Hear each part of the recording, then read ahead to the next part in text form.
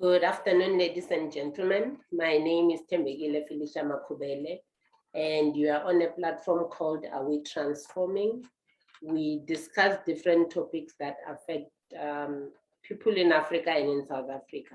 And today we decided to talk about ergonomics, a topic that is usually neglected. I guess most of the people don't even have an idea what ergonomics is. When we advertised the session, many people were asking, what is ergonomics? And I tried to explain with my lay person's language. But we have been able to get an expert. She will introduce fully herself. Her name is Sma. I'll say the last surname, which is Tukulula, and she will say the other full name. She immediately availed herself when I sent the request, which was very humbling considering her busy schedule. And I would like to welcome you, Sma, and appreciate the fact that you have taken time off your busy schedule and come and educate us about what ergonomics is and what are we supposed to do as, with our spaces, whether at work or at home. So I believe today we're going to be learning quite a lot. If you do not know what Are We Transforming is all about, you can go to our website. Our website is coming end of this month. But you can go to our Facebook. It's called Are We Transforming? And also on YouTube, there are different topics that you can listen to. We are called Are We Transforming with Felicia Makubele. And you can also go to LinkedIn. We are called Are We Transforming? There's quite a lot of topics that you can learn from. But today we're talking ergonomics, and allow me to welcome Sma to the podium, the virtual podium, for her to present to us, introduce herself, and also take us through what her company is actually all about. I believe many employers are going to learn from this. Those who are going to join will try to take them through what has been discussed afterwards. But thank you so much, Sma, and welcome to Are We Transforming? We believe that today we're going to be transformed. All right, thank you. Thank you so much for firstly the opportunity to participate on your platform. I definitely always take up an opportunity to share what I know about the discipline of ergonomics, because as you said, a lot of people still don't know what it's about, yet it's one of those disciplines that affect you if you are a person within the working context. So whenever I get an opportunity to share a little bit about what I know and what we do within the discipline, I always humbly accept as well. So maybe just to introduce myself, I'm a certified ergonomics professional. So the idea behind the certification is, I guess, just to provide a level of comfort for people who are in industry, especially since the discipline is quite new, to say that this is actually an established profession internationally, and slowly within the country we also get into a place where the discipline is becoming more and more known, and we're getting people that are actually certified as professionals in this field. So I'm one of the few in the country. I work for a company called Sma Ergonomics, which is a company that I established in 2018. And we essentially within the company do a variety of things, including basically doing training awareness sessions on ergonomics. We do some consulting work, which is most of the work that we do is around consulting as well as training. And we've got a special interest when it comes to basically doing research, because there's a lot of things that we still don't understand in terms of the responses of people in work context in the South African workplaces. There's still a lot of things that we don't have empirical data for. So the research component is always really useful to try and provide empirical foundation for some of the decisions we made and the interventions that we make. So in terms of the industries that we operate in, predominantly so far we've been doing a lot of work in the transport sector, particularly in rail, but we also work in a variety of other sectors. We've worked, like, for example, in automotive manufacturing. We've done some agricultural kind of settings, a little bit of mining. I come from a background of working in the military setting. Even hospitality. It's quite a variety of industries that we've operated in. And for me, what's important is just to highlight the fact that Ergonomics obviously is one of those disciplines that is not confined to one industry or one kind of type of work. It's literally wherever you have a person working, you're going to need to understand what is ergonomics, how does it affect people in terms of the risks that will manifest, and how we can then use the discipline to improve working places so that we can get to a point where people can work safer and more efficiently. That's essentially what we're doing. Without wasting any more time, I'm going to get into the presentation. I've prepared a little bit of a presentation just so it can guide the discussion, but I'm hoping that the audience will basically interject. I've got some, I call them polls, but essentially we'll be using the chat function to try and interact, get some inputs from you. And also, you'll be welcome to, I think, turn your mics on. And if you want to contribute to the discussion, I would really, really welcome that. So what we're going to be talking about today, and let me maybe put on my timer, because when I start talking about ergonomics, I can go on the whole day. Okay, so the idea behind today, what I've been asked to talk about is basically this whole idea of, what are the effects of, working from home from an ergonomics perspective.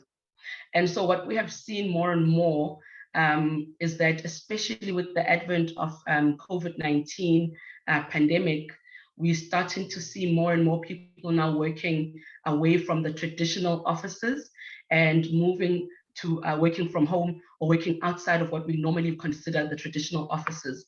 And so while, remote working has been there for decades, and in fact, most of the office or admin kind of work that we're doing now started off in the work in the home setting. Over the years, to try and make work more efficient, to try and standardize a lot of things, we've moved, to like your traditional offices. And after COVID, we're starting to see that we're going back to how this whole kind of admin work setting started.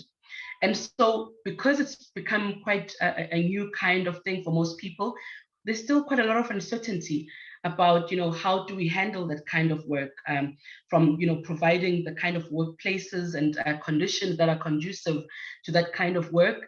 How do we manage health and safety related effects when normally the company is the one that would be responsible for that kind of work, but now if it's in your private space, to what extent can they, come in and tell you to do certain things? So those are the kind of questions that we're going to try and tackle today. But before we get started, I always like to get an idea of who we have in the audience. So in the chat, I would like to get an idea of, when it comes to understanding, or your level of understanding what ergonomics is, where do you stand? So we've got a couple of options here, and if any of these options don't fit your description, you're welcome to also just modify that. But what I would like to understand is, where do we stand when it comes to understanding what ergonomics is? Is it something that you have never heard about? A lot of people always try to correct me when I say ergonomics, and they say, oh, do you mean economics? I'm like, no. I'm talking about ergonomics. So maybe you might be one of those people who have never even heard the term ergonomics. And so you can either select A or B, or you can select C if you say that you've heard about the term ergonomics, but you're still not quite certain what it is. And I've encountered a lot of people actually who've studied a module or two in ergonomics, probably at an introductory level in some of the cognate disciplines that we work with in the discipline. So maybe that is you, so you can select the option D. Or you could say that, you don't have a formal education or background in ergonomics, but you are essentially required to implement ergonomics within the workplace, or even maybe for your clients if you're a consultant. And so this would be a typical example that we have seen when it comes to people that are like, health and safety professionals, where they are suddenly told, well, here's a new legal requirement, please make sure that you are helping the organization to comply with that. So if that's you, then you can check the option E. And then if you say maybe you are an ergonomic specialist, you can also indicate that. I would be very interested to meet you, hopefully afterwards, because I'm always keen to get to know people that we're working with in the discipline. So please, in the chat, I can't see the chat right now, so I'll ask our host maybe to give me an idea if people have indicated their options there. Not yet. I think you can also allow them to say it loud. It's okay. Okay, okay. Yes, that option is definitely also open. Oh, there we go. There's the chat. So we've got someone who's saying that they've started a module or two. That's good. And then someone who's never even heard of ergonomics. So that's going to be interesting. Hopefully, if there's other responses, they're going to come in a bit. But I think it's important at least that I have a sense of who knows what when it comes to the discipline. So we've got someone else who says they've started a module or two. So you've got an introductory level understanding, I guess, of what ergonomics is. And someone is saying that they've heard the term ergonomics, but they're not quite sure what it is. Okay, so I'm glad then that I've got a slide or two, which is going to try and help us understand what ergonomics is. But thank you so much for those responses. When we have other chats or polls coming up, you are so welcome to please once again interact, just so we can get an idea of where you stand with some of these issues. Okay, so just to give you an overview of what we're going to be discussing today. So I know we said we're going to talk about, ergonomics from a remote work perspective, but I rephrased that title, and I'm going to call this Making Your Office Work Better for You Through Ergonomics. And you can read it one of two ways. You're either making your office work better for you, or you're making your office work better for you. Either way, we are using ergonomics to try and assist us with our office-based work.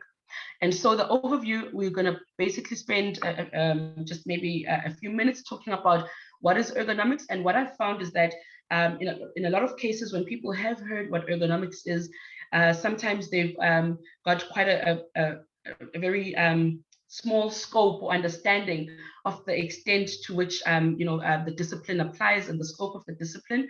So we're going to talk about that. I'm not sure what's happening on the screen. I can see people are drawing on the screen. Please, can we maybe not draw on the screen? I'm seeing red lines and they're quite distracting there. But in any case, after we've spoken about what ergonomics is, we're then going to get straight into what is remote office work.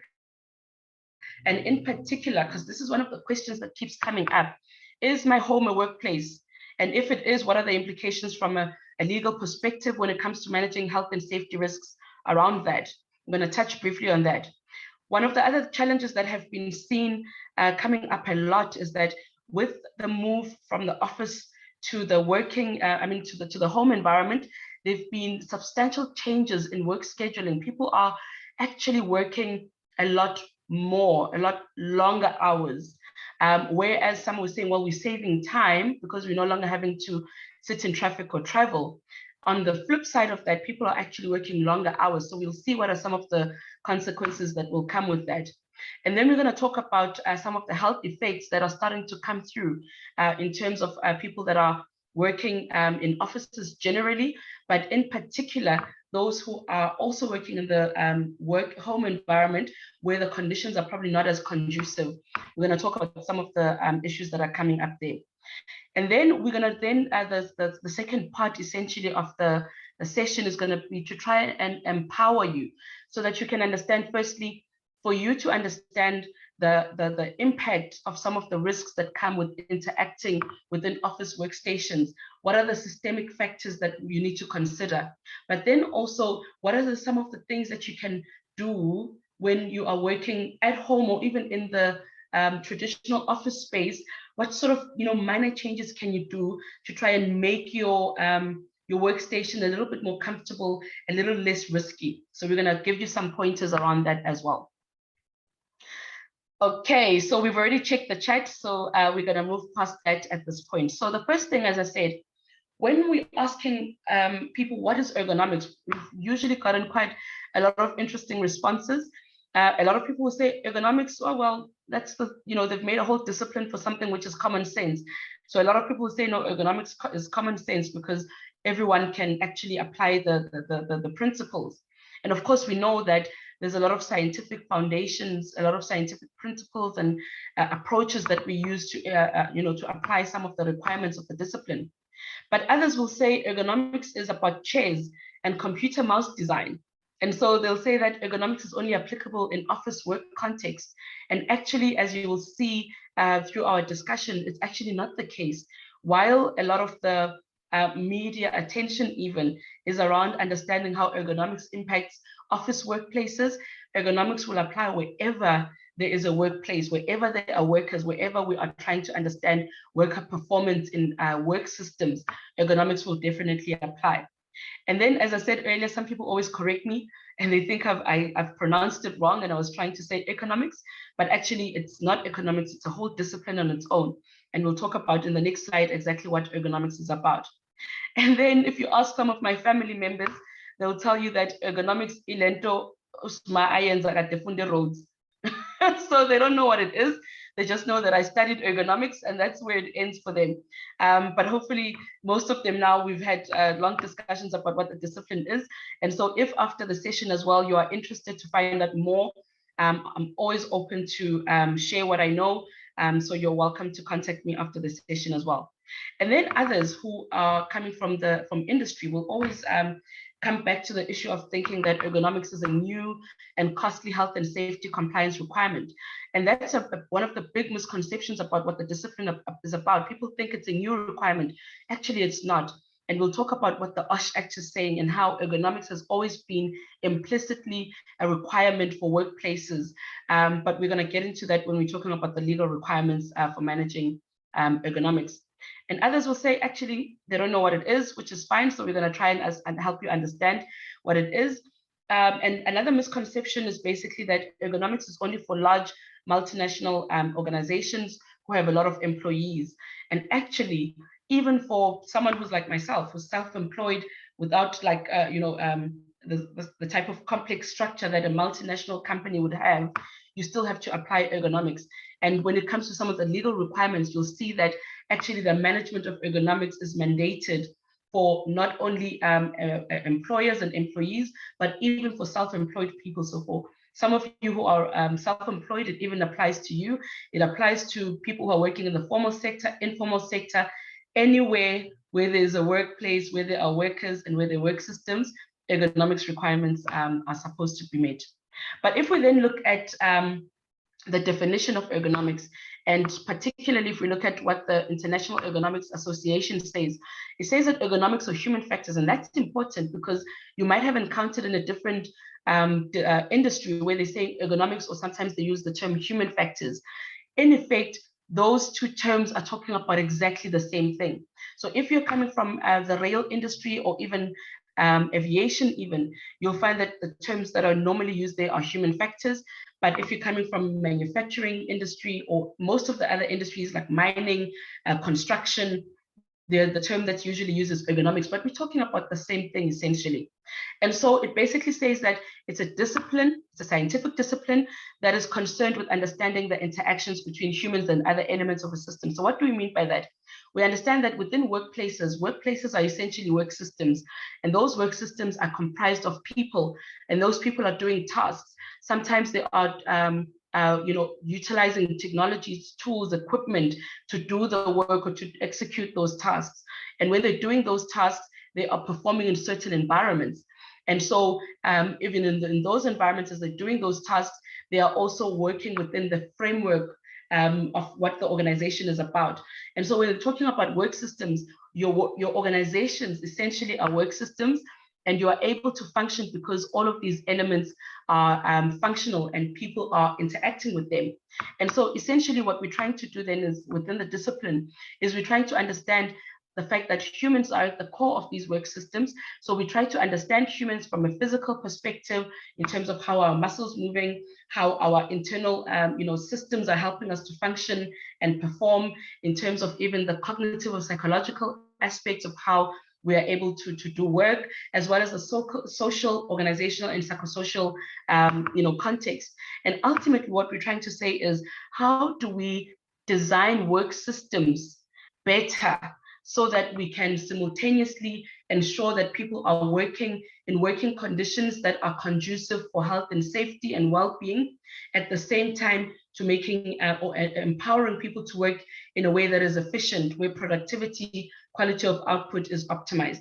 So essentially, if you wanted to put it in a very simplified format, ergonomics is essentially about improving workplaces to make them safer, and to also make them more, to enable people to work more efficiently. And so even within the office setup, that's exactly what we're trying to do. We're trying to understand what kind of tasks are people doing, which environments are they working in, what are the workstations that they're working within, how are those designed? We're trying to understand what technologies and tools are you using. So are you using a laptop? Are you using a mouse? Are you using a cell phone instead of a landline? What technologies and tools are you using? You might even be using certain systems that you are using to do the different tasks that you are having to execute. And we're trying to understand the organizational context within which you are working. So how long are you working? How many breaks are you getting? What is the safety culture in your organization? How are you managing workload and fatigue and things like that? And so even within the office setup, we are there trying to understand how are people doing their work, where are the potential risks, and how do we design the workstation better so that people can perform in a more efficient way without compromising their health and safety. So that's essentially what we're doing. So I know we're not going to be able to use the poll function, but what I would like you to do is in the chat, basically try to answer some of the questions. So we're going to dive straight into understanding remote office working environments, and we're going to try and basically thresh out some of the workplace requirements for people that are working remotely. And so the first question that I want to ask, if you are working remotely, when you are doing that, where do you typically do your office work? Some people are doing their office work in a home office, which is set up similar to what your traditional office would be set up like. Other people are actually working, on kitchen counters, for example, and obviously those are designed for eating, but we're then using them to do, office kind of admin kind of work. Other people are using dining room tables, like this picture over here. And obviously there, once again, it's designed for something differently, and we're now using it for a different kind of task. And normally dining room tables are not designed for you to sit on them for 8 hours. You're normally supposed to sit there for a short space of time. So they're not designed for the comfort you need for extended periods of time. But similarly, others are saying, well, I don't have a stable, or office work setup. So sometimes I work on the floor. Others will even try to stimulate an office setup, and they'll work on a coffee table, and they sit on the floor or they sit on the couch to try and have some kind of table.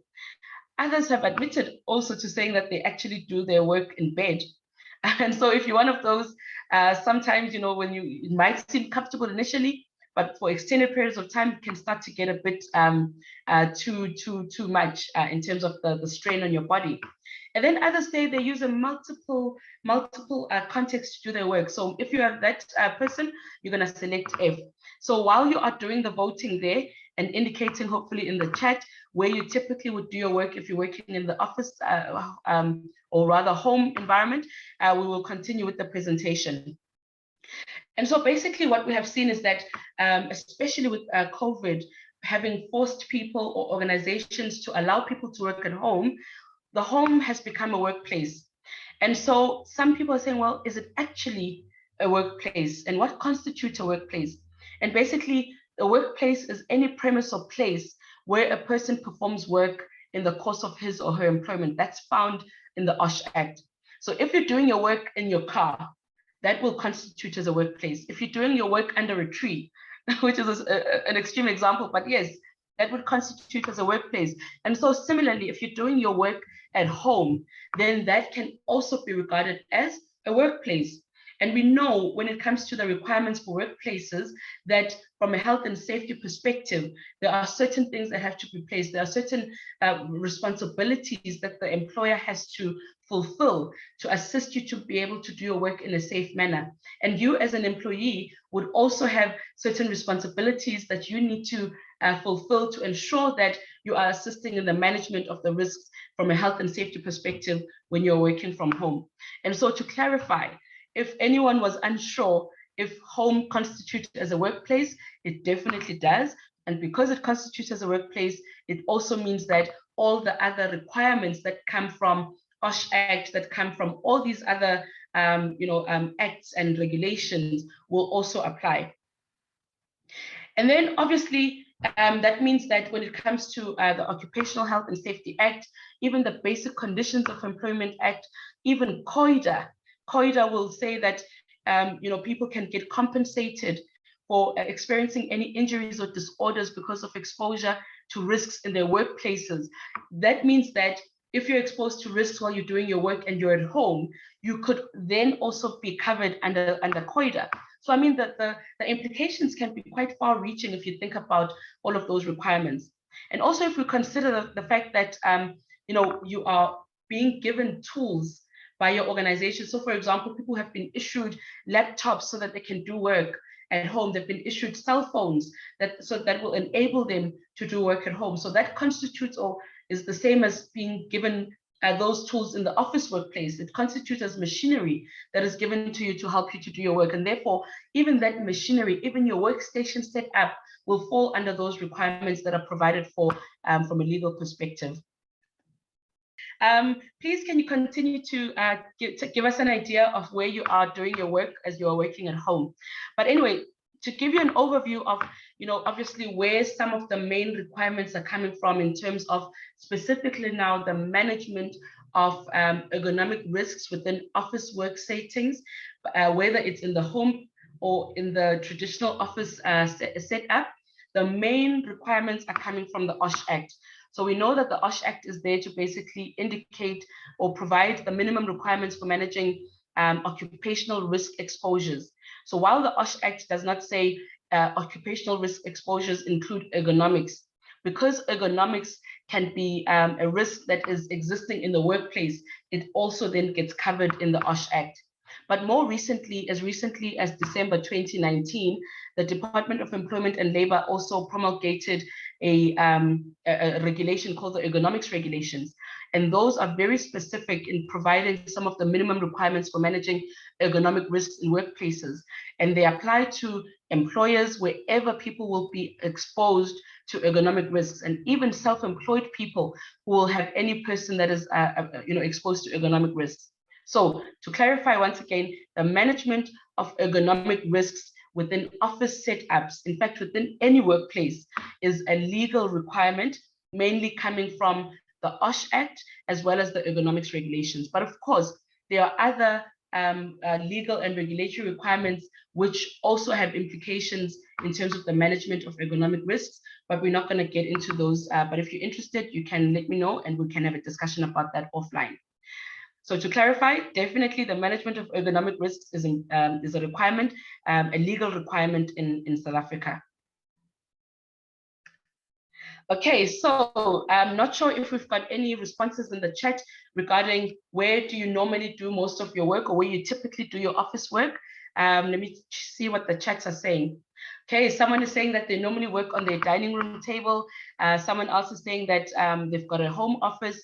And so I think what's important here is that whichever work environment you are in, if that work environment, whether it's the workstation or the tools that you are using in that environment, is not set up in an appropriate way or a suitable way for you particularly, and for your needs, for the type of work that you are doing, then it can come with certain ergonomic risks, which we're going to talk about a little bit later.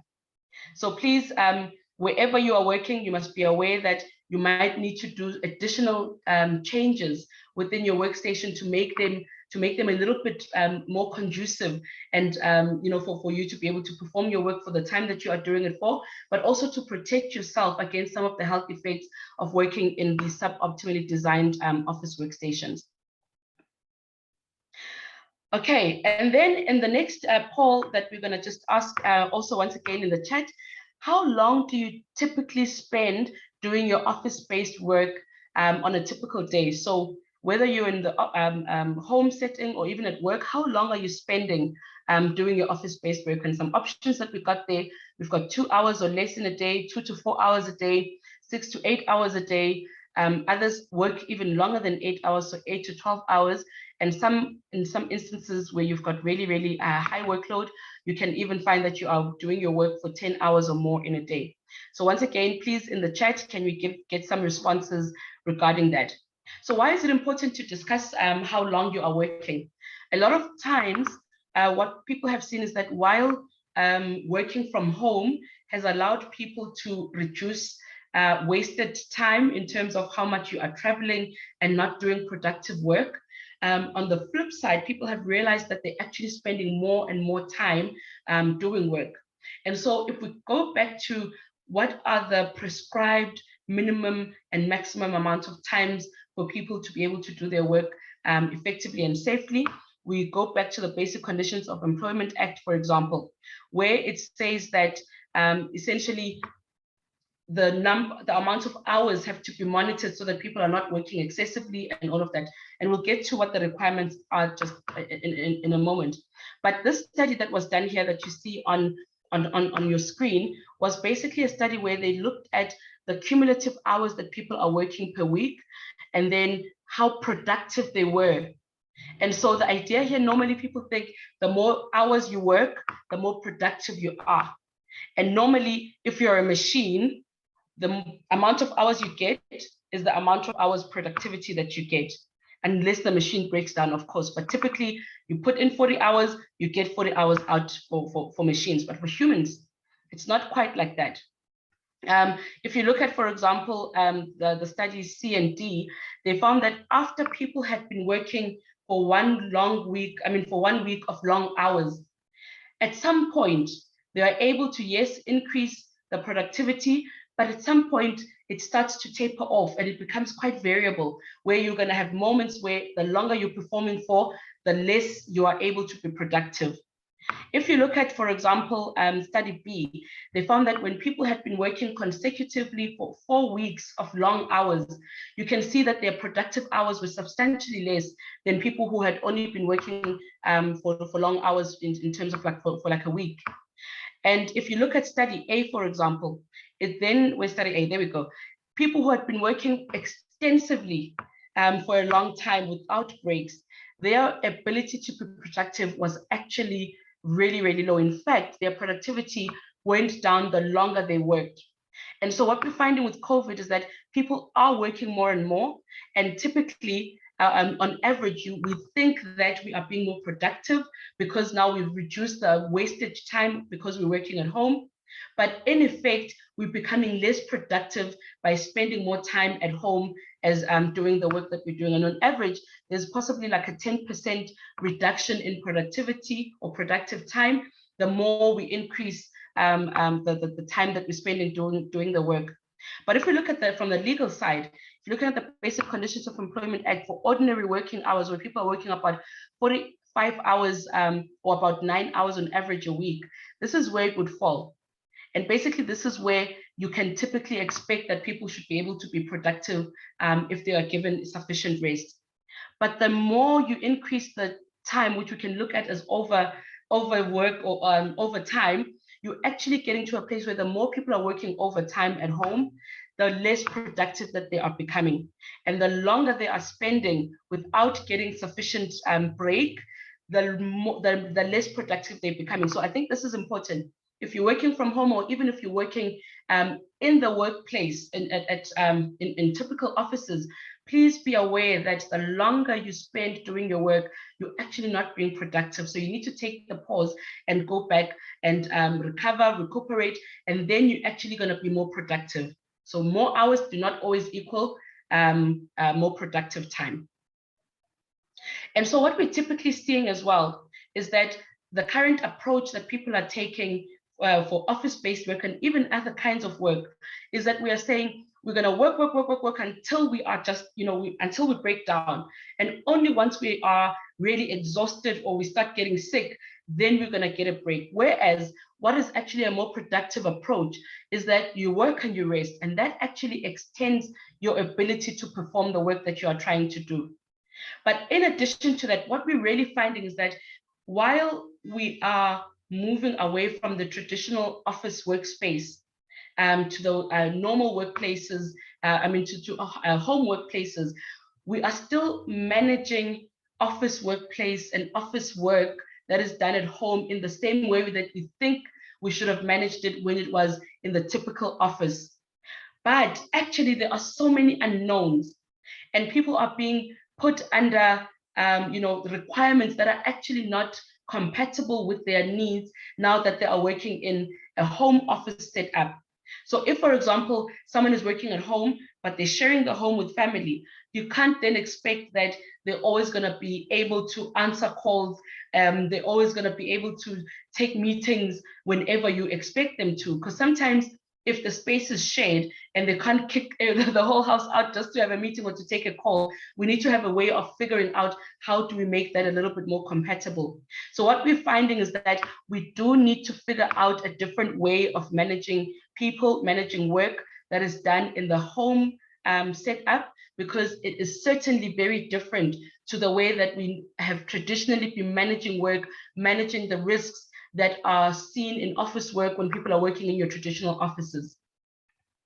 So let's get back to the polls. So the question that we had here was, how long do you typically spend doing your office-based work? I don't know if we've got any responses. Let's check. Oh, some people are saying 6 to 8 hours. So that's your traditional office time. And others are saying more than 10 hours. We've got A was 2 hours or less, or maybe that was from the previous poll. Maybe that was from the previous poll, because then I want your job to work only 2 hours in a day. And then someone else is saying it depends on the kind of work that you are doing. Sometimes you have to put extra hours, and you can be also very productive and able to meet your deadlines. And yes, typically, especially if you are not already fatigued and you possibly will be able to push yourself for an additional couple of hours. But in instances where you are just working and working and working and you don't have that rest and that opportunity to recover, you probably find that you become less and less productive. But more importantly, it's also about understanding the longer you are spending in your workplace, in your workstation, if that workplace is not designed optimally, it means that you are exposed to the risks that come with the poor design of your workstation for longer. So if those risks are going to be causing you to start experiencing, pain, discomfort, that kind of thing in different parts of your body, it means that the longer you are sitting in that environment, the greater the risk that you're going to start developing the health effects that come with that. So it's not just about the productivity side, but it's also about your exposure to some of these ergonomic risks in those work environments. So thank you for participating in that poll. So what I want to basically highlight in the next slide as we move on to understanding what are the health effects that come with working in suboptimally designed office working conditions is that ultimately, whenever we are interacting or doing any work in the office workstation, essentially our interactions will play out as basically a dynamic balancing act between the demands that are placed on you, on your body from a physical, cognitive perspective, and balancing that with your capabilities and limitations and needs in terms of what are you capable of being able to withstand. And if there's a mismatch between those, that's when we start getting these ergonomic risks coming into play. And they are typically coming with consequences. Some of those consequences will be health effects that can lead to medical issues and disorders. Other people will start getting like physical injuries. So for example, some people will start getting things like carpal tunnel syndrome, which is a musculoskeletal disorder, if they are working and there's a lot of physical trauma around the wrist area. Some people will even, because some of the work that you might be doing has a lot of psychological stresses that come with it, some will start to develop, especially when you have like high workload and high stress environments, you can start to develop some kind of mental, psychological illnesses and disorders, even if you don't get the assistance or the support to help you with that. And so there's a lot of these kinds of health effects that we are seeing that would normally people would experience in traditional offices, but they are getting worse the more that people are working in home environments. And so we're seeing a lot more people being more and more fatigued. We're seeing a lot of anxiety, a lot of stress, a lot of sleep disorders, because there's no distinction now between home and work. And that gap where people were spending time, traveling to and from work, they were able to basically almost like debrief. You don't have that. You're almost always at work all the time. And then, of course, there are some musculoskeletal issues that are coming up more and more. People are getting things like back pain, shoulder pain. And most of that is because of things like being exposed to some of the physical ergonomic risk factors from poorly designed workplaces and spending a lot of time in those environments. And so what we need to understand is that there are definitely health effects that will come with working in these atypical workplaces, which is in the home space. And we need to figure out how best to support people to be able to mitigate some of these health effects.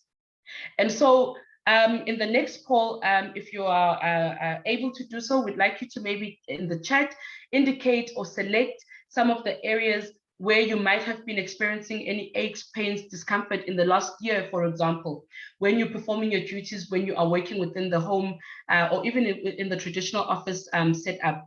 So what we have here, we've got different parts of the body. So from your lower back, upper back, shoulders, your neck, eyes, arms, elbows, wrists, hands, thighs, knees, ankle, and feet. Where have you been experiencing some of these pains, discomforts, and even some of the aches?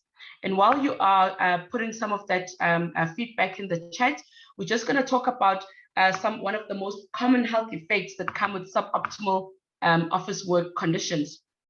And what we know typically is that from the WHO is that the prevalence of musculoskeletal disorders is actually so high.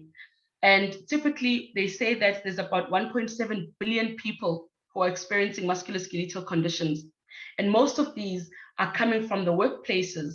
So whether people are working in construction, mining, office environments, wherever they're coming, they are experiencing exposure to risks that are causing them to experience these musculoskeletal disorders. And so basically these are conditions that will affect your muscles, tendons, ligaments, and things like that. And so this is becoming more and more of a concern, because when people get these musculoskeletal disorders, it essentially becomes almost like a disabling condition, especially if it doesn't get treated early enough. And so some of the things that normally people will see are things like lower back pain, which is one of the leading musculoskeletal disorders that people have across the globe. And so they have effects not just from a performance perspective, but it really affects your ability to be able to do your work. If you think about, for example, if you start experiencing pain on your wrist, you now suddenly can't use your mouse as effectively or efficiently as you were able to do it. Some people will even swap hands, but because it's still the same conditions, you start experiencing the pain on your left hand even. So these kinds of things that will affect your ability to do your work, they'll affect your health and safety as well. And so the issue then means that basically we need to figure out how to reduce this effect, how to get people to be able to work safer, and therefore reduce the risks that lead to musculoskeletal disorders. And so if we look at some of the stats from the African perspective, in terms of how bad are musculoskeletal disorders, we've seen that in Africa, we typically, if you look at the lifetime prevalence of musculoskeletal disorders, the annual prevalence, or even the point prevalence. So in other words, when people said, right now I'm experiencing musculoskeletal disorders, or in the last year, which is the question I've asked you, or even in the lifetime, how often have people experienced disorders? Typically in Africa, we are getting a sense that the data is saying that we are suffering more from musculoskeletal disorders than our international counterparts. So that's something that we need to more and more be understanding how we can deal with it. If we look at some of the prevalence rates of musculoskeletal disorders in South Africa, there's a whole lot from different industries, but I just want to highlight the prevalence in computer users. This was obviously a smallish study. They had about 85 people, and they found that the prevalence rate was around 76% of people were saying that they were really experiencing musculoskeletal disorders because of computer-based work. And then a bigger study, which was done in office-based employees, over 15,000 people participated in that, and they found a prevalence rate of about 47%. So that's almost half of the employees in office workstations were already experiencing musculoskeletal disorders. And so I'd be very interested to hear if you are one of those people who are experiencing these issues. And so if we go maybe to the chat very quickly, we can check what your experiences were. So some are saying that they're experiencing issues in the shoulders. Some person said it's lower back, neck, eyes, and even feet. I can already have an idea of what could be the possible causes of that. And so if you're already experiencing these issues, especially if you are employed as an employee, that's one of the things that you need to be able to report to your employer so that they can assist you to try and mitigate those risks effectively. All right, thank you for participating in the poll. I think that's possibly one of the last polls that we're going to be doing. But then what we need to understand is that when people say that they are experiencing the health effects that come with exposure to office workstations, a lot of the times people will say it's the chair, and the chair gets blamed so often. They say the chair is wrong, it's uncomfortable, it's whatever. But what we understand is that when you start feeling some of these health effects, the discomfort, the musculoskeletal disorders or issues, it's usually not from one source. And so what this table, or rather what this diagram is going to help us to try and understand is what are the systemic factors that will often affect your remote office work and also the risks that you end up experiencing. And so typically, if you look at the technologies and tools, you don't just look at the chair. Sometimes it's about the desk. It's about the laptop or PC that you are using, the monitor, the phone, because it's about where are these things in relation to you trying to reach them, trying to see them. So I'll give you a typical example. If you are using a laptop, typically the screens are much smaller and they also sit much lower, which then forces you to do what? To look down. And as you are looking down, what is happening? You are adopting an awkward posture. It affects your neck. And some people will even, if they were sitting with their back on the chair, they start to move away from the backrest so that they can then understand or get closer to seeing what is happening in the laptop. So it's not usually the chair on its own. It's usually the combination of the factors or the elements that you are using in terms of the technologies, tools, equipment that you are using. But it's not only that, sometimes it's about the task that you are doing. What kind of task you are doing will affect how you are interacting with the different elements of your system, such as the chair, the desk, the laptop, and whatnot. And so what you'll typically find is that if, for example, you are reading something off a notebook, where does that sit? It usually sits flat on your desk. And what does that mean? It forces you to adopt a awkward posture where you're probably twisting and also looking down to see the notes. And so sometimes it's about the task that you are doing in addition to the technology and tools that is making you exposed to some of these risks. And then if we look at the environment, it's talking about what is the environmental factors, what are they like? Is it hot? Is it cold? Is there a lot of noise? What are the lighting conditions like? It will also look at things like what is the workstation set up? Because the way that the workstation is set up will affect very directly how you are interacting with it and the postures you're adopting, the repetitive motions you are engaging in, and all of those other risk factors. But it's also about organizational factors. So in terms of things like, how long are you working? How often are you taking breaks during your working day? Are there any policies and procedures that are inhibiting you from being able to do your work in a safer way, for example? What is the workload like? What kind of equipment is the procurement office getting for you? Okay, we've got these lines again. I'm just going to stop sharing and then start sharing again. There you go. Thank you. Thank you.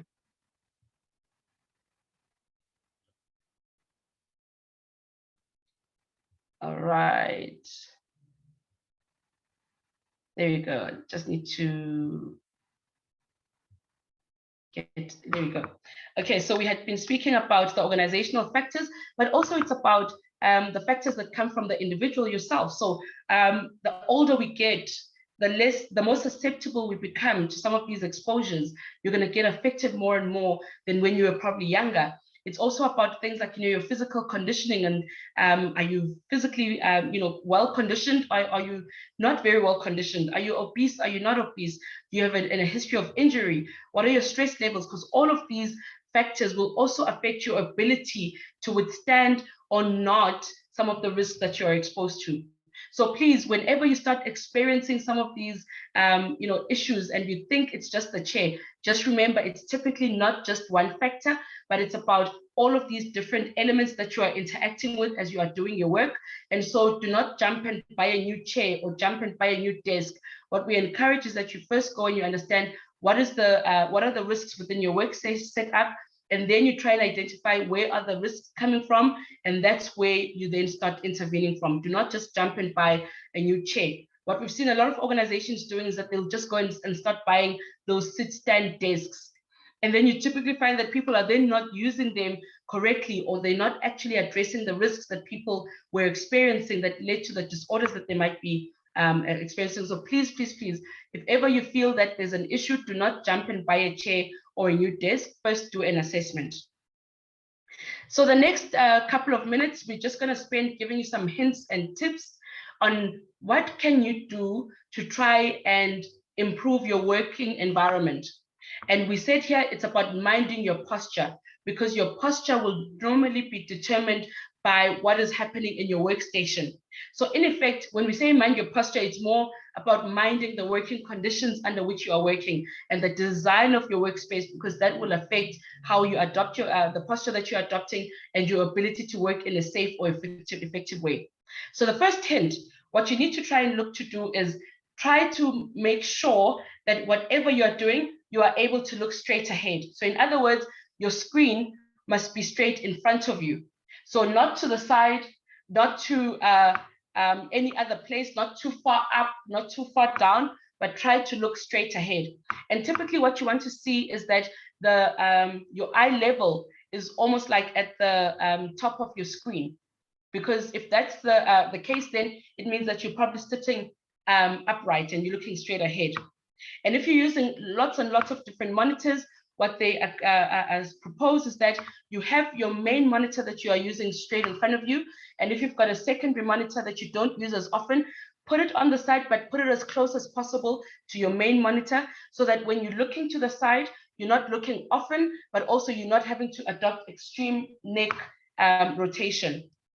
The next thing is that your eyes. Our eyes take a lot of strain because a lot of the office-based work is very, very demanding in terms of the visual inputs. And so what they normally propose is that you apply the 20-20-20 rule. And so that means that every 20 minutes, you're going to try and look 20 feet away for about 20 seconds. And what that is designed to do is it's designed to try and reduce the strain that your eyes will be experiencing. It's designed to allow your eyes to focus on something which is different, which will then also relieve the strain on your eyes that were looking, at a screen that was close to you. And also the fact that you're doing it every 20 minutes, you mustn't wait 2 hours before you give yourself that break. So it's every 20 minutes, spend about 20 seconds looking about 20 feet away. The next hint that you get is that the position of your keyboard and mouse must be as close as possible to the edge of the desk, so that you are not having to work like this. So you'll see some people will start having to stretch forward because they're working so far. And normally if your screen or if your keyboard and your mouse are far away, people will then start doing it. They'll stop using the backrest, because then they're going to start leaning forward, which means that your back is also then not supported. Also, it's about how high are you placing these. The higher up you are, you're going to start working like this, where you are shrugging your shoulders. But also, if it's too low, you're going to start hunching your shoulders like this. So please, you need to try and make sure that your shoulders are almost at a relaxed position, and you are not shrugging or having to bend down. But also bring your bring your keyboard and mouse as close as possible to where you are, where your arms are, so that as you are bending your arms about 90 degrees, that's where your keyboard should be. So I hope if you're sitting in your office, you're starting to make these adjustments as we're going along, so that we can see if you can feel any differences, even just by the end of the session that we are doing here. The next thing is that look out at where your elbows and forearms are. Typically what you want is that when you are sitting, you want to have this 90-degree angle at your elbow. And what it means is that your keyboard should also be at around that same elbow level when you are seated. Because then what it means is that you're not having to have any extension or flexion of your wrists as you are doing that. But also it means that you're not going to have to shrug up or down or hunch forward to try and be able to do your work. And oh, by the way, one of the things that you can do, if you've got any armrests, adjust those higher or lower so that they enable you to have your arms at that 90-degree angle. But sometimes you might find that the armrests themselves are preventing you from being able to do that. So sometimes if you're not able to adjust it, then you end up, if they're too high, you end up working like this, and that's going to be a problem for your shoulders, for your neck, and even your lower back. And then the next pointer is that you must try and sit back. What do we mean by that? Use your back rest on your chair. It's there for a reason. You're not using a stool, because a stool will not have that back support. So normally a lot of the chairs will be able to offer you some kind of support for your lower back and even your upper back. Some will even have support for the back of your head. But if you are sitting too close, if you're moving away from the backrest, it means that you're not going to be taking advantage of the support that your body needs to keep you upright as you're doing your work. But more importantly, try to get chairs which have lumbar support. So lumbar support, normally some chairs towards the bottom over here, at the small of your back, will have a little bit of a bump. And that bump is there for a reason, because your lumbar spine is one of the weakest places in your spine. And so because it's the weakest, that lumbar support that is provided at about this region of your chair, if it is, of course, a chair that's designed in that way, will assist you to get that additional support on your lower back, which will also then assist to reduce the strain and reduce the extent to which you're going to have exposure and getting musculoskeletal disorders. The next thing, keep your thighs at about, once again, 90-degree angle. If you're sitting and your chair is too high, what you find is that some people's thighs will be facing a little bit down, which means that the angle is not ideal. Or if it's too short, you start sitting with your knees up like that. So the idea is you need to keep your thighs at almost level to the floor. If we look at the positioning of your feet, the idea is that you want to keep your feet on the floor, firmly planted on the floor. If you can't, because you have to adjust your chair, and if maybe your desk is too high, you can then use something like a footrest. Some people will even use like a box, just so you can have some kind of stable, something stable to put your legs there. Typically, if you find that your legs are dangling, it will also then start cutting the blood supply at the back of your knee, and that will cause other issues in terms of circulation, in terms of all of these other issues with discomfort. So try to keep your legs on the ground, your thighs about 90-degree angle, so that you're not having those issues. And then also try to move regularly. Okay, so some people, especially if you've got like a chair with wheels, people will start to move and slide on the chair like that instead of just actually getting up. Get up and go to get the printing. Get up and go to get the file. Don't wheel yourself around, because what that does is that while you are wheeling yourself around, you are essentially adding additional strain onto your body, and sometimes in awkward postures. So typically, this is the kind of setup that you want, and I'm hoping that you've been making these adjustments, or you will continue to make these adjustments when you are doing some office-based kind of work in this kind of setup. And so also keep in mind that some of the things that will affect your posture is also, in addition to the placement and the design of the different elements of your workstation, it's also about the tasks that you are doing. Tasks that have a lot of visual or auditory demands will then have different kinds of requirements on you. So if, for example, you've got something that has a lot of visual demands, try to make sure that it's clear, that it's placed as close as possible to your eyes as possible, because then you start seeing people will say, for example, or rather will adopt awkward postures because they're trying to reach and see, or they're trying to hear, and then they move away from their backrest, they move into awkward postures just so that they can meet the visual and auditory demands. And so it's also about the design and positioning of your equipment and tools, and also about how long are you spending in that posture.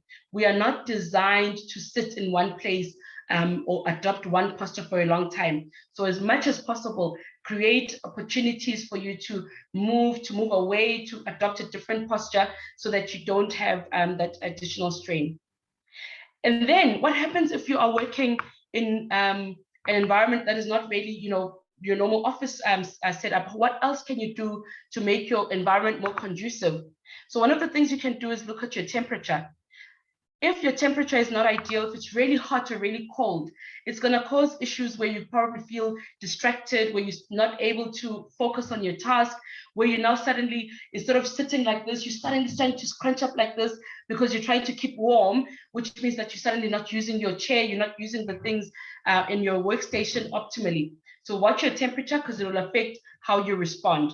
When it comes to ventilation, try to keep your space well ventilated, because the stuffier it gets, the less you are able to keep alert and all of that. But also, I think it's good, especially if working with multiple people, to ensure that you keep ventilation well. You regularly try to clean up and make sure that you don't have dust and issues like that.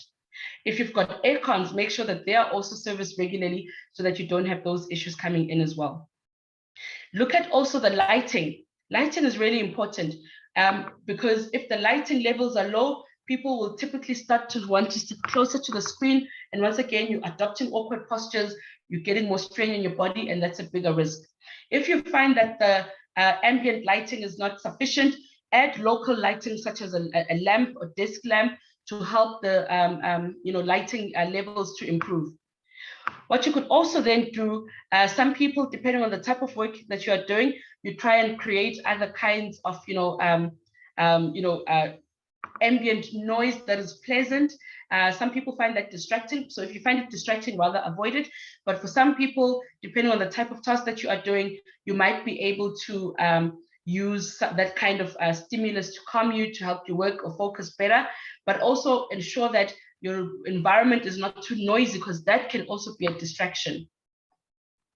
Also, I guess, create a good atmosphere. Make sure that you are able to, make it a pleasant environment generally. Some people find that getting plants is useful. Others, want to have personal items there. So all these little things can help to make your working environment a little bit more conducive.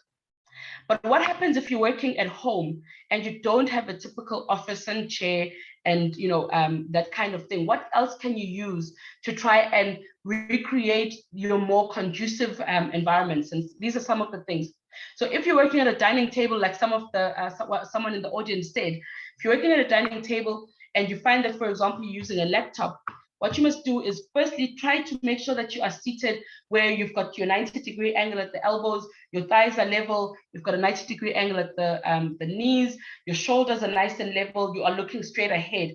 And how do you make sure that you're looking straight ahead? You take your laptop and you put it, or you stack some books or a box, and what that will do, it will raise the level of your screen, which means that instead of looking down at your laptop, you're going to be looking straight ahead at your laptop.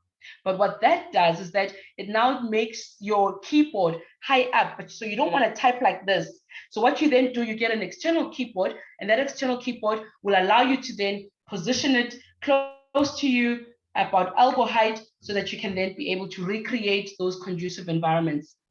Some people are working on sofas, so what can you do there? Once again, try to make sure that you are seated optimally, being able to keep your shoulders, level, so that you're not hunching or slouching.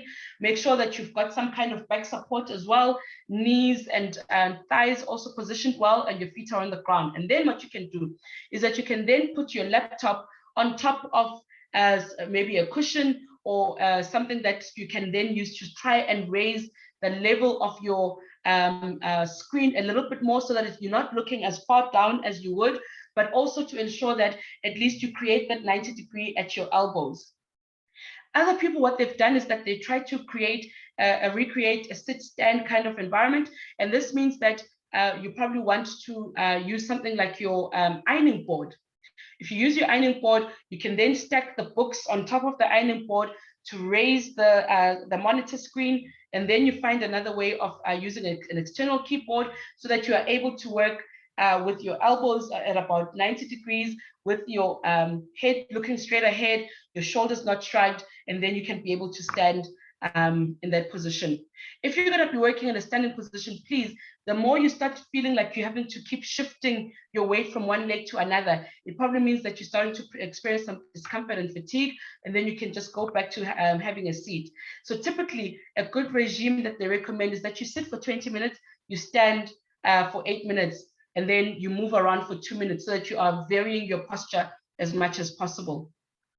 And so to conclude, the idea is that we have a lot of changes that are happening within our working environments. We are having a lot of changes where typically you're not able to manage them like you would have been able to if you're working in a typical office. And so we as workers are probably becoming more and more vulnerable to risks that can compromise our health and safety as well as our performance. And so we need to work better with our employers to try and find the most effective way to manage these risks that come with working remotely. But also typically what we were finding is that even before people started working remotely, the management of these ergonomic risks was not done, excuse me, in an optimal way. And so what we need to work towards is finding ways to identify the hazards more comprehensively, do the ergonomic risk assessments, educate and make people aware, because when people are empowered, they'll be able to make these small changes for themselves, which will enable them to perform better and be protected in a better way. But what we find is that a lot of people are also experiencing these musculoskeletal disorders, but medical surveillance is not necessarily always being done for office-based workers. Legally now, you're supposed to do it. In fact, it has been the case for a long time that if you're exposed to any risks, you must go through medical surveillance. So please make sure that your organizations are able to support you in that way. And then obviously we need to implement these controls and ensure that they're effective. And so ultimately, we know that ergonomics risks are prevalent. We are exposed to them. They are affecting our health and safety. We are getting disorders because of the exposure, and we're not controlling the risks that come from those exposures. And they are also affecting our performance. And so it's only in the best interest of us as employees, us as employers, to then find a way to manage these risks in a sustainable and comprehensive way, and also in a proactive way, so that people are able to continue working in a safe way, but also in a productive way. But that's the end of my presentation today. I thank you so much for your attention. And I'm not sure if there are any questions or comments that people would like to make. I think if time still permits, we can maybe take some questions. Back to you, Chair. Thank you. Wow, thank you so much. I'm already realizing that both my home office and my office where I'm working are not necessarily complying. Wow, thank you so much. Ladies and gentlemen, if you've got any question, you can raise it. There was one question that was raised, I think, by Mr. Njigelana. How does labor productivity get measured when working from home? That was one of the questions. Okay, so that's an interesting one. What we've seen is that in the typical office, people were using things like targets, saying you need to produce a report by this amount of time.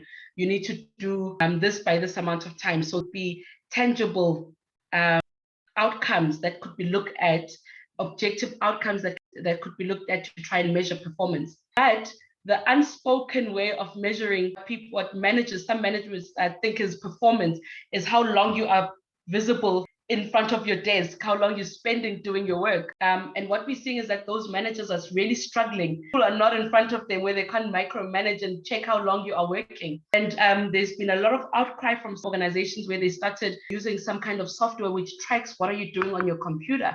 How long are you spending on, for example, your work, as opposed to surfing the net and doing things which are not work related. And they're starting to use those things to measure performance. But of course, that comes with a lot of issues in terms of encroaching on personal space, especially when they don't tell you that they're monitoring that. And what other people would be doing is just opening the Word document and it looks like they're working, but they actually go back to their phone and then they'll start surfing. So I think what we're seeing is that companies are struggling to find a way of objectively measuring performance when they still want to micromanage and monitor and control how long you are spending in front of your office. Technically, they should still be using similar kinds of output measures. If you are supposed to produce a report, surely then producing a report, even when you're doing that from home, should still suffice. But I think it depends also on the kind of work that people are doing. And I think technically we need to find better ways of monitoring performance that don't require us to have warm bodies on seats, essentially.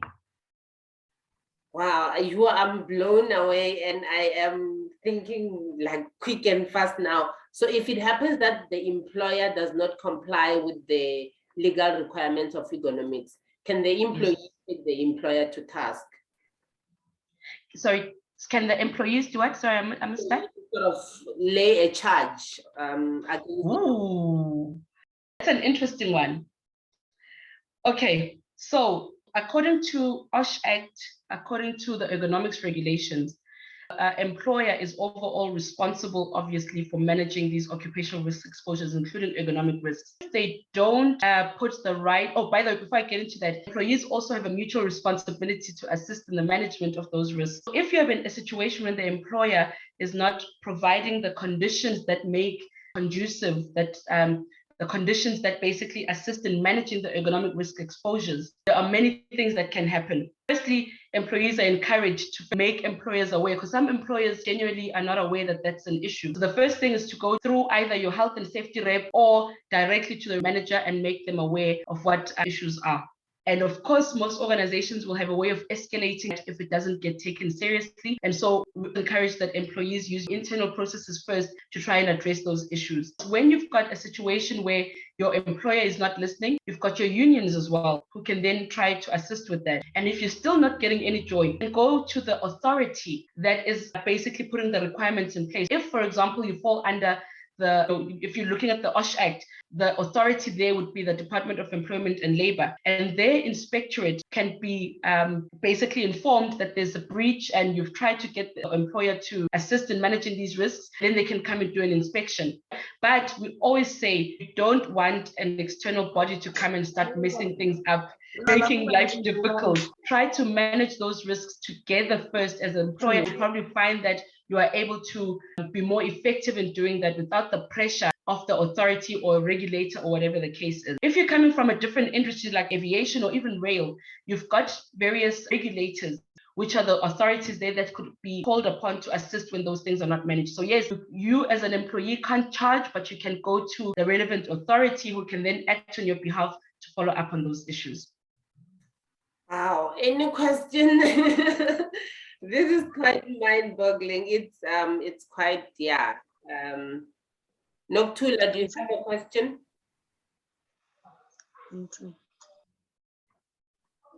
It's not a question. I just want to say thank you, Sma, for information like this, but I'm busy compiling my submission of complaints because I was affected at home. I was affected at work. And what we are talking about, the posture when you are sitting, especially at home, because it's not a desk at all. You are just forcing because you have to do what you have to do. Because remember, even this issue of working home, it was not discussed, it was imposed on us. So on my own, I'm saying, Tembi, I'm busy compiling a submission of complaints to the Director General. And I think such topics, we need to invite people like this in our workplace to come and assist us with such information, because you find that you are working just to push the deadline. You don't even take care of yourself. It's break time. You know, nowadays they were pushing for what is this? Teamworks, Microsoft Teams, and you are there and you'll hear the facilitator saying, no, you can just have your tea as usual. You sit there, you continue with the meeting. They don't give you even time to relax, and the body at the end of the day is affected. You are just listening to a meeting there, but your mind is no longer there because you are tired. So as I'm saying, this one is an ammunition for me to just compile a submission of complaints. Thank you so much.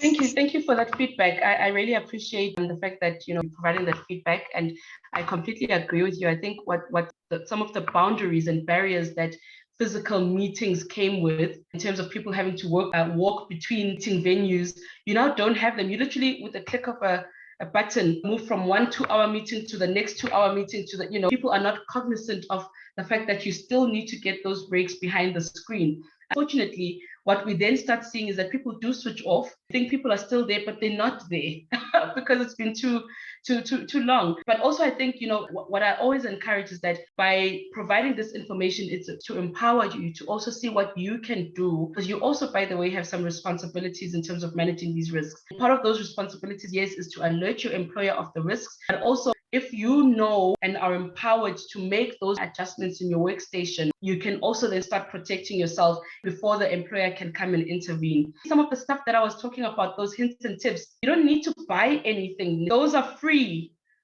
hints and tips that you can do right now to try and alleviate the risks on you. But yes, of course, you can still go back and inform your employer so that they can do better to try and assist you to manage those issues. A lot of employers are scared to venture into that because now suddenly they have to buy furniture for your home. So where do you draw the line? And it becomes an expensive exercise as well. So we just need to work better together so that we can find more effective ways of managing these risks. Thank you so much for that feedback. I appreciate it. That is true. There's another question about people with disability. How do we accommodate them? And I'm now thinking about students at universities, the desks which are provided for in the what do you call it, in their rooms, which are really compliant with the ergonomics rules. People are now building and they're accommodating students, and for instance, government is subsidizing them, which are not compliant. How do we assist? And at the same time, what will be your role in enforcing the rules of ergonomics? Oh, wow.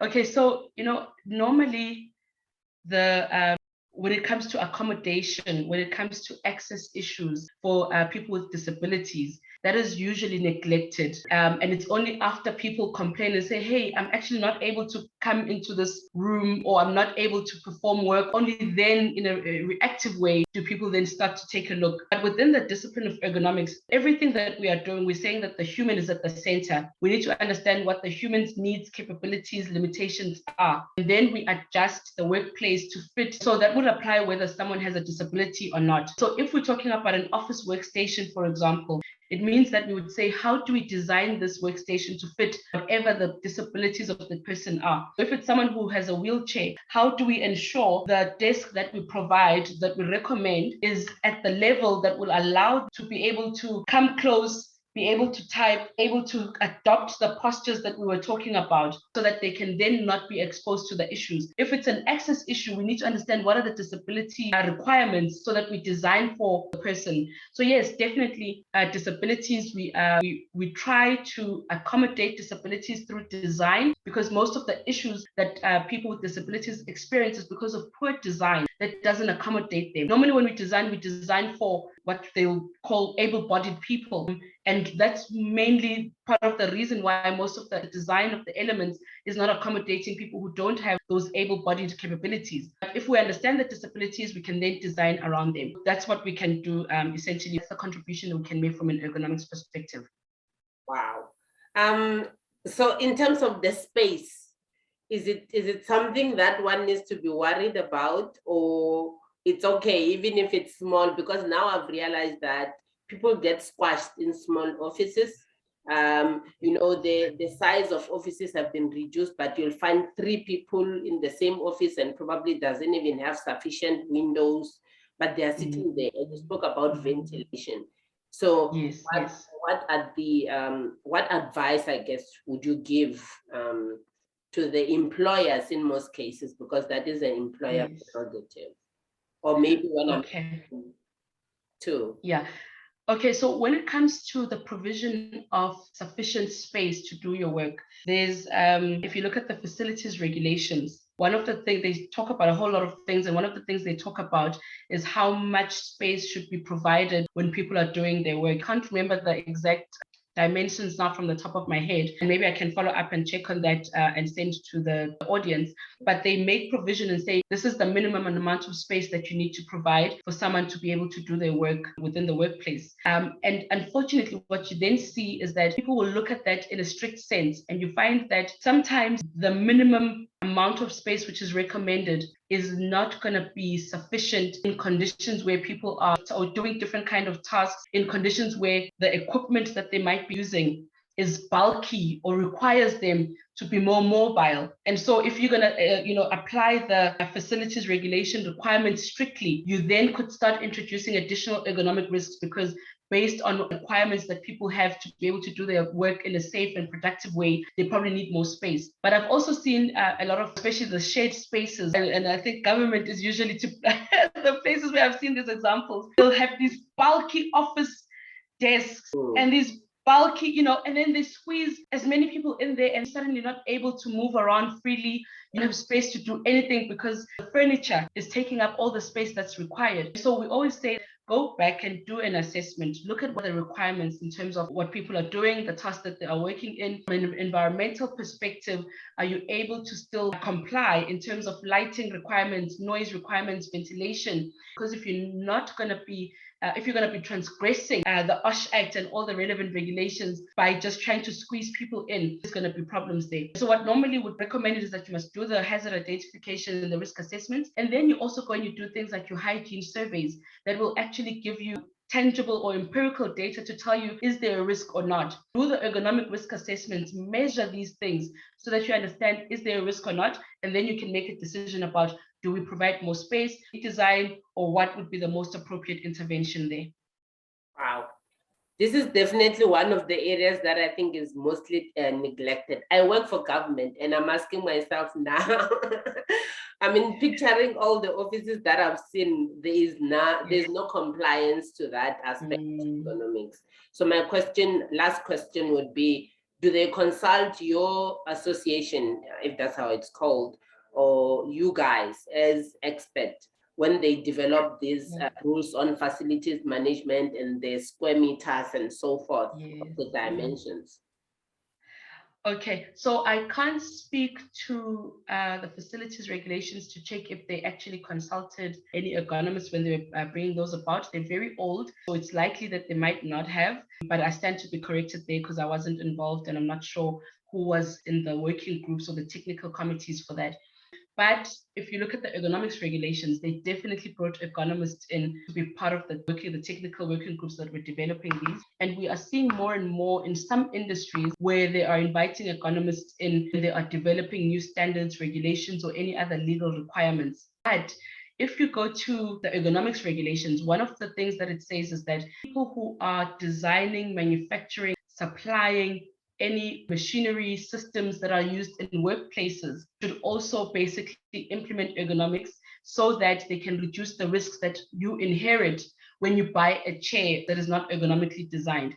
So the implication of that is that even if you don't have an ergonomist in your organization that can be part of the SCM team or whatever the case is, because the ergonomics regulations require it, it's starting to encourage organizations to make sure that whenever they've got new systems that they're bringing in, they're designing new processes, bringing in new equipment, that they already integrate ergonomics through the suppliers and the designers' actions, so that you are not inheriting most of these issues.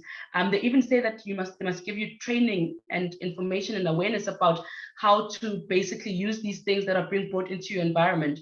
So even if the regulations or the standards might not necessarily be where we need them to be for all industries, the regulations, the ergonomics regulations are helping us to already ensure that we are bringing in ergonomics when we are bringing in equipment, tools, and all of that. Because it takes a long time to develop the legislation, and sometimes they don't invite the ergonomists. So this is another way that we can integrate ergonomics in the equipment and systems that we are bringing into our organizations. So if there's a student who wants to study ergonomics or become an ergonomist, what are the requirements and what can you advise them to do? Yes. If there's a student out there who wants to do get into the discipline of ergonomics as a career, I would definitely encourage them to do their undergrad and honors in a discipline such as human factors and ergonomics.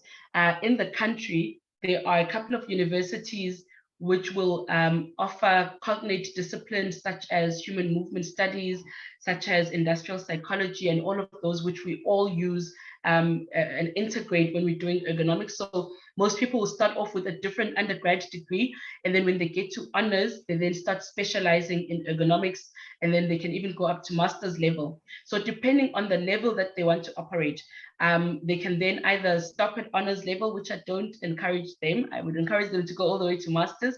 You can stop at honors level, or you can go all the way to masters and even beyond, because then that affects the level at which you can get certified. So if you want to practice as a certified ergonomist, you can then typically will have your master's degree and a couple of years of experience. And then the other level is a certified ergonomics associate. And that typically would be someone who's done an undergrad or honors degree. And then they can have additional experience and maybe additional courses, and then they can get certified at a certified ergonomics associate level. So those are the two main levels that we get certification for. But really, we need more people to study ergonomics. And if anyone wants more information around that, I always make time available to advise. Even will connect you to the Human Kinetics and Ergonomics Department at Rhodes University. That's where I studied. They are the ones who predominantly do most of the undergrad and postgrad comprehensive training on ergonomics. But really, please, if there's anyone who's interested, let me know, and I will try and help you find your way through, because we need more people that are going to study to those levels. Okay, so if the employers, which I am definitely, there are, some of them have been asking me about you. Where can they get hold of you? What are the contact details? Okay, yes. So I am contactable. I'll just share my screen again.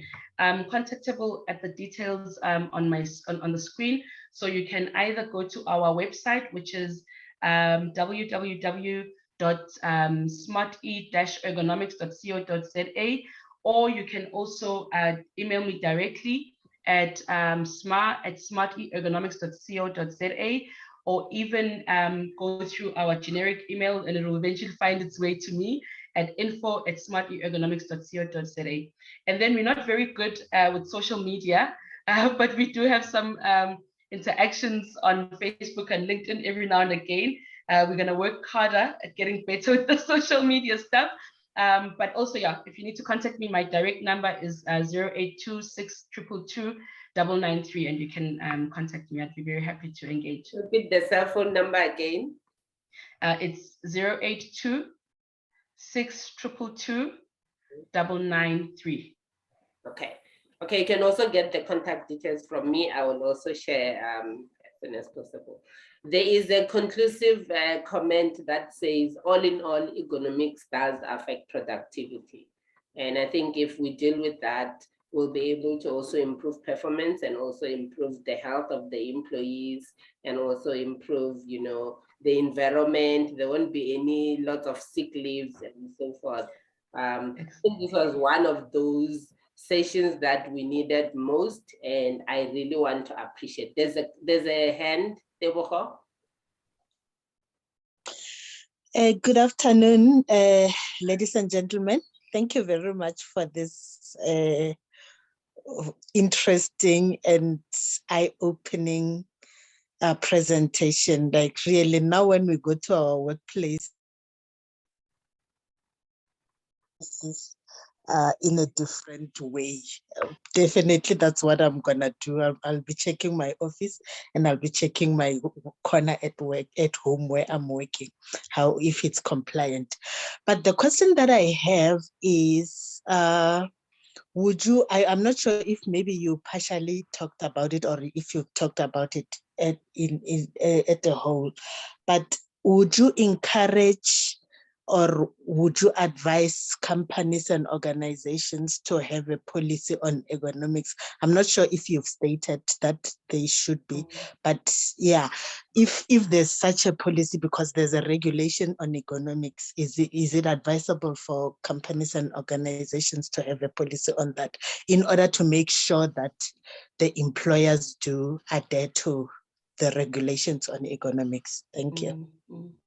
Okay, so in the strict sense, if your organization already has some kind of policy or procedure that documents the management of all occupational risks in a comprehensive way, that is already implemented in a way that it will incorporate ergonomic risks, then you probably don't need a separate policy or procedure. But what we're finding is that people look at OSH Act and they don't typically also consider ergonomics. And for the same reason why the ergonomics regulations were brought out, you might also find that in your organization, it would assist if you actually have policy or procedure or process that deals directly with the management of ergonomic risks. And I think because it's not well known, it probably would be useful to have something like that, because then it can provide the guidance that people need to know what exactly are these ergonomic risks that we need to be managing and how to go about doing that.